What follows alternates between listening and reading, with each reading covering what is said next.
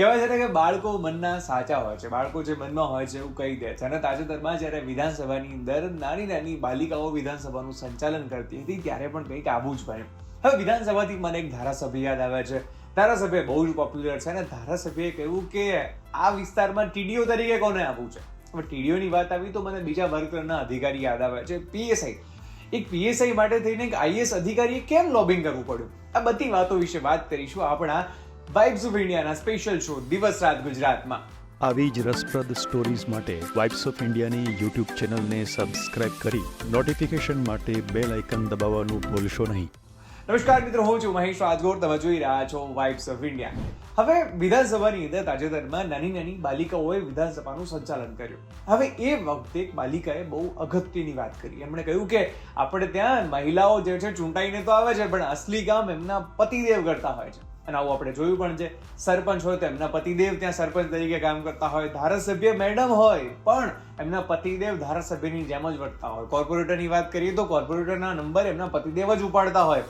મંત્રીઓમાં પણ ક્યારેક તો બને છે કે મંત્રીજીના પતિદેવ સામેની કેબિનમાં જ તમને મળી જાય. તો આપણને એવું થાય કે આપણે આવું રિઝર્વેશન આપવાનું છે. હવે ભાઈ સરકાર છે તો સરકારથી મને યાદ આવ્યું કે સરકારે નક્કી કર્યું છે કે આપણે ત્યાં જે ગંદુ પાણી છે ને એ ગંદા પાણીને 2030 સુધીમાં 80% ગંદા પાણીને આપણે સારું કરી દઈશું. હવે ગંદા પાણીથી મને ખારું પાણી યાદ આવે છે. ઇઝરાયલની ટેકનોલોજી આ બધાનો ઉપયોગ કરીને ડિસેલિનેશન પ્લાન્ટ નાખીશું અને દરિયાના ખારા પાણીને મીઠું બનાવીશું.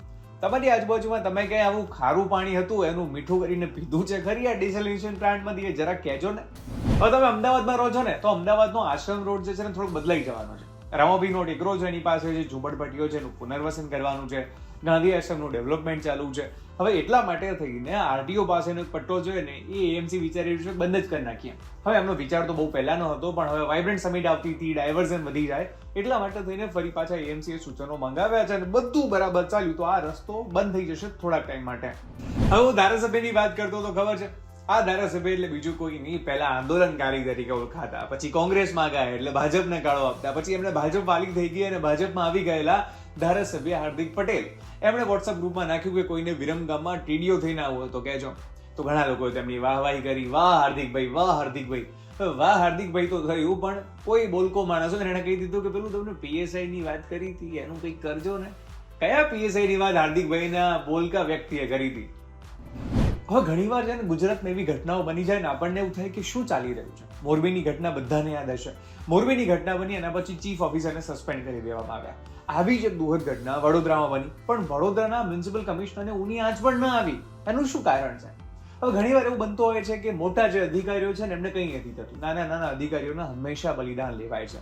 અને એવું પણ કહેવાય છે કે અંધેર નગરી ગંડુ રાજા. હવે આ અંધેર નગરીમાં શું હોય કે શૂળી પર ચડાવવા માટે થઈને જાડો નર શોધવો પડે. એટલા માટે થઈને કદાચ એવું લાગી રહ્યું છે કે હવે આ સરકાર જાડા નરને શોધીને સૂળીએ ચડાવે છે અને મોટા મોટા સાહેબો બચી જાય છે.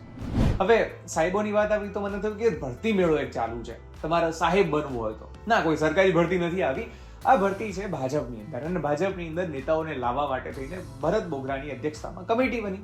આમાં પ્રફુલ્લ પાનસેરિયા પણ હતા પણ મંત્રીજી થોડા વ્યસ્ત રહેતા હોવાથી એક બીજા વ્યક્તિને અંદર એડ કરવામાં આવ્યા. એ છે જયરાજસિંહ, મૂળ કોંગ્રેસના વ્યક્તિ અને કોંગ્રેસના હતા એટલે એમને ખબર છે કે કયા વ્યક્તિને કેવી રીતના તોડે અને એમણે પહેલી વિકેટ સીજે ચાવડાની લઈ પણ લીધી અને એવું પણ કહેવાય રહ્યું છે કે હજુ વધારે વિકેટો પડવાની છે કોંગ્રેસની.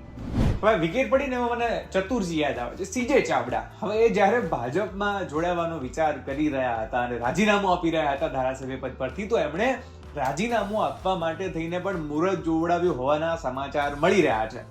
વિચાર કરો યાર, નેતાજી ફોર્મ ભરવા જાય ત્યારે તો મુહૂર્ત જોવડાવે પણ રાજીનામું આપતી વખતે કોણ યાર મુહૂર્ત જોવડાવે? પણ એમણે જોવડાવ્યું છે.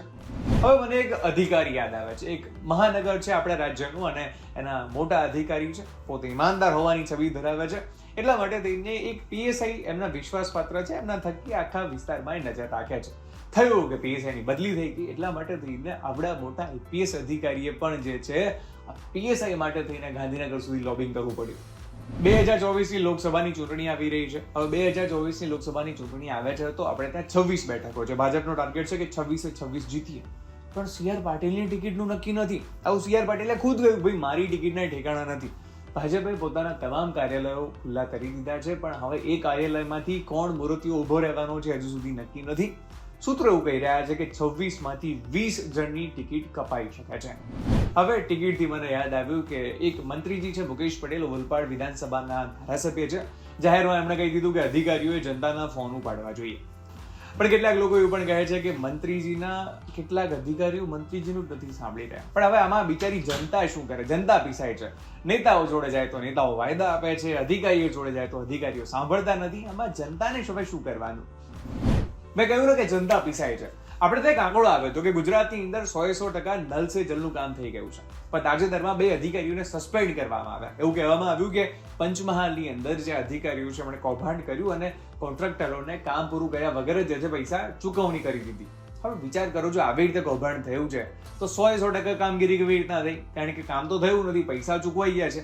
અને ખરેખર આવી તપાસ કરવામાં આવે ને તો આ 100%નો આંકડો ક્યાંય નીચે જઈ શકે છે. તો બસ આવું જ બધું કંઈકનું કંઈક ગુજરાતમાં ચાલતું રહે છે. અને આવા બધા સમાચાર લઈને હું તમને મળતો રહીશ દર અઠવાડિયે વાઇબ્સ ઓફ ઇન્ડિયા પર.